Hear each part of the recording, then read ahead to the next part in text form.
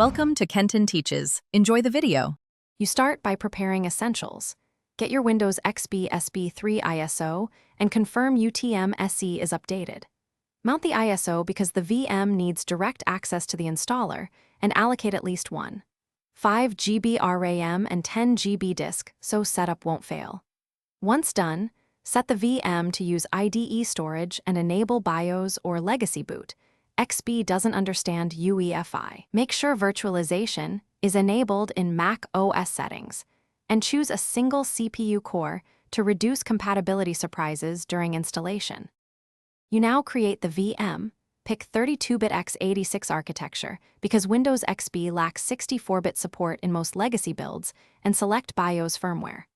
Attach your ISO to the virtual CD drive and set the VM boot order to CD first so the installer runs automatically.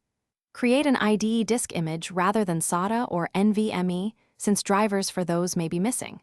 Once configured, enable NAT networking for internet access during setup, and double-check Secure Boot is disabled to prevent boot refusal.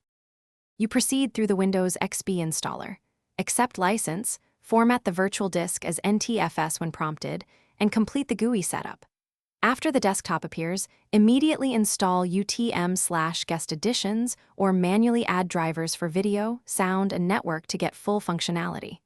Once installed, perform Windows Update offline patches if available and create a snapshot. If the VM won't boot later, check BIOS versus UEFI selection, verify ISO checksum, and ensure the disk is set to IDE. Those 3 fix most startup problems. Thanks for watching. Please subscribe if this video was helpful.